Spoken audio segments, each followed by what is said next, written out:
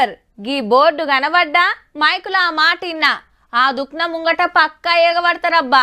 వాళ్ళేమిస్తున్నారు, గంత తక్కువకి ఎట్లిస్తారు అనేం ఆలోచన చెయ్యరు. ఆలస్యమైతే అయిపోతాయని, మంది బగ్గైతే మాకేడ దొరకవో అని లైన్లు కడతారాయే. పబ్లిసిటీ కోసం ఈ నడమ గీసొంటి బగ్గనే చేస్తున్నారు.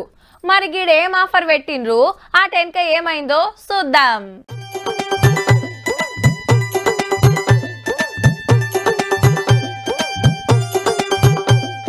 నీ ఆఫర్ అంగట్ల పోను ఎంత పని చేసినావు చూడు.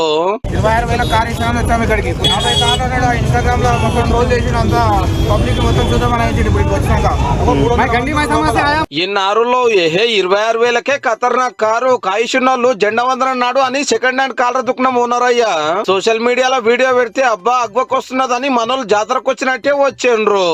అడ్రస్ హైదరాబాద్ లో మల్లాపూరు.